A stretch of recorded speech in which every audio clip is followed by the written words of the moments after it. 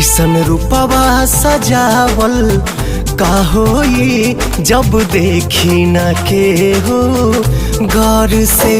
ऐसन रूपवा सजावल का होई जब देखी न के हो गौर से।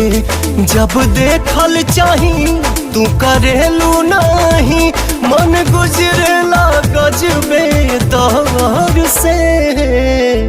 तू हर कजरा लगावल का होई जब देखी न के हो गौर से।